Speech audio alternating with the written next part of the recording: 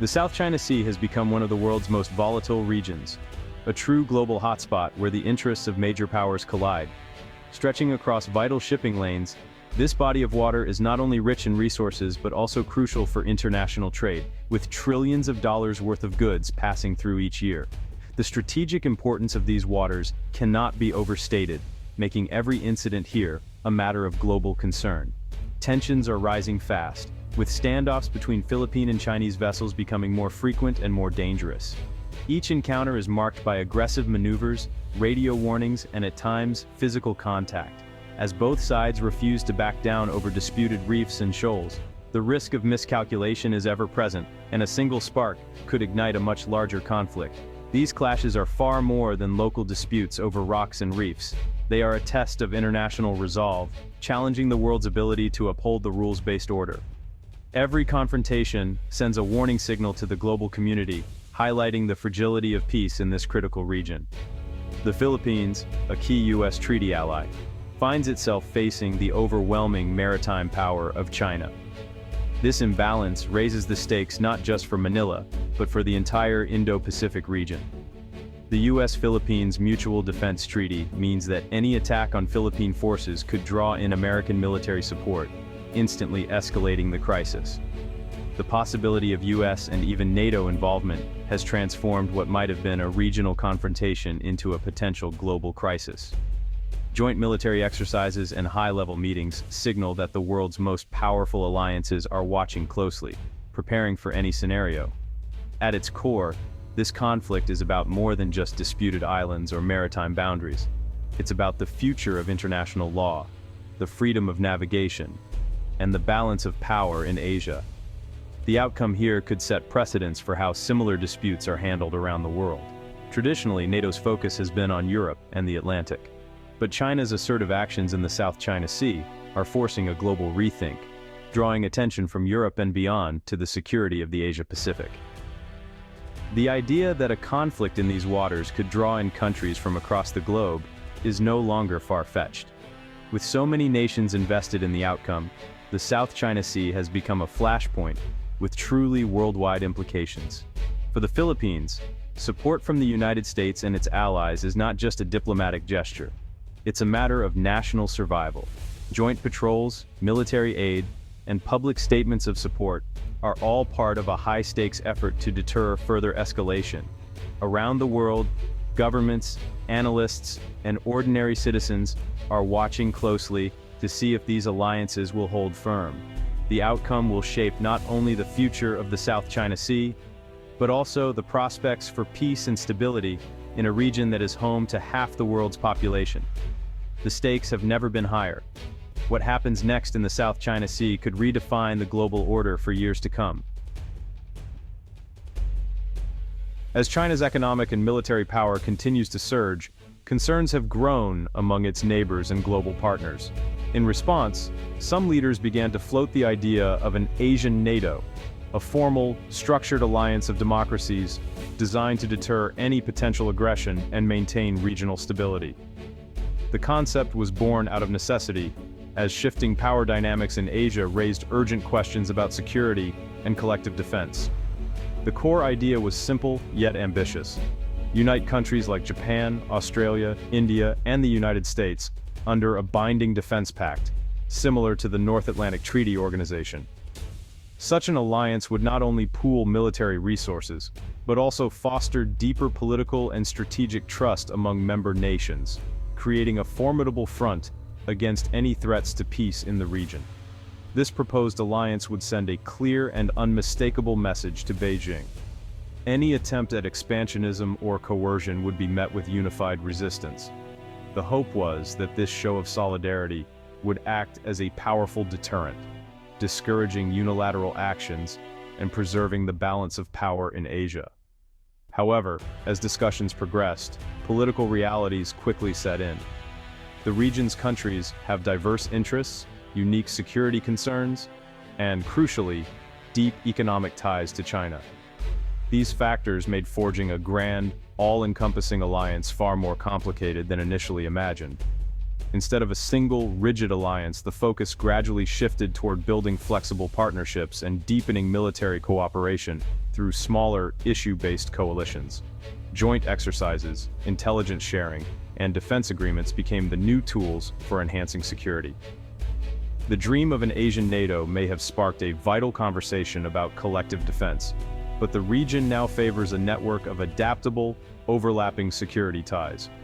This approach allows countries to cooperate where interests align, without the constraints of a formal alliance.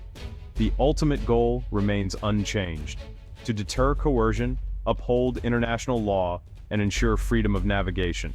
But now, these objectives are pursued through practical, incremental steps, tailored to the region's complex realities. While the vision of a single unified alliance has faded, its legacy endures, shaping today's security landscape and inspiring ongoing efforts to build a safer, more stable Asia. Despite security concerns, most Southeast Asian nations reject a formal anti-China alliance. China is their top trading partner. Joining a military bloc risks economic retaliation and instability. Many value non-alignment, maintaining ties with both China and the US to maximize options. A NATO-style pact would force them to choose sides, undermining their strategic autonomy. Leaders fear provoking Beijing could spark an arms race and divide Asia into hostile camps. The region's diversity and complex histories make a one-size-fits-all alliance unworkable. Instead, countries prefer flexible arrangements that protect their interests without rigid commitments. For now, a formal alliance is seen as both impractical and undesirable. In the Indo-Pacific, security is no longer defined by rigid, old-school alliances. Instead, the region is weaving together a web of flexible partnerships, adapting to the fast-changing geopolitical landscape. This approach allows countries to respond quickly to new challenges, without being locked into strict obligations or permanent alliances. The Quad, comprising the United States, Japan, Australia, and India, stands as a prime example of this new strategy. Rather than forming a traditional military bloc, these nations focus on shared interests like maritime security, disaster relief, and technology cooperation. They work together closely, but without binding themselves to automatic military commitments, keeping their options open. Contrary to some perceptions, the Quad is not an anti-China alliance. Instead, it's a diplomatic partnership designed to promote a free, open, and inclusive Indo-Pacific, where all nations can prosper and navigate peacefully. Members coordinate policies, conduct regular joint exercises, and strengthen their unity through dialogue and cooperation. This approach helps them build trust and interoperability, while carefully avoiding unnecessary escalation or confrontation. Beyond the Quad, countries like Japan and the Philippines are also stepping up. They're forging new defense agreements, expanding military cooperation, and deepening their strategic ties to address shared security concerns in the region. This growing network of overlapping partnerships and agreements is creating a resilient, adaptable security architecture. It allows countries to share intelligence, coordinate responses, and support each other in times of crisis. While this system may lack the formal structure and binding commitments of NATO, it still plays a crucial role. It deters coercion, upholds international norms, and helps maintain peace and stability across the Indo-Pacific. In this new era, flexibility, not rigidity, is the region's preferred security model. By staying adaptable, Indo-Pacific nations are better equipped to face the uncertainties of the future together. Minilateral agreements, small, focused partnerships, are reshaping Asian security. Examples include joint patrols by the Philippines, Malaysia, and Indonesia to combat piracy, and AUKUS, which gives Australia advanced submarine technology.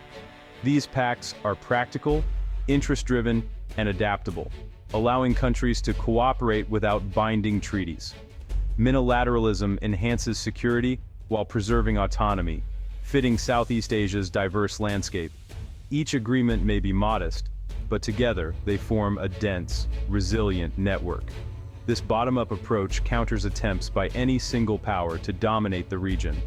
Minilateralism is proving more effective than grand alliances. Japan is quietly transforming its defense strategy in response to regional threats.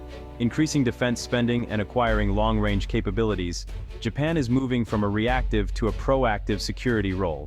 The goal: become a stronger partner for allies and contribute more directly to regional stability.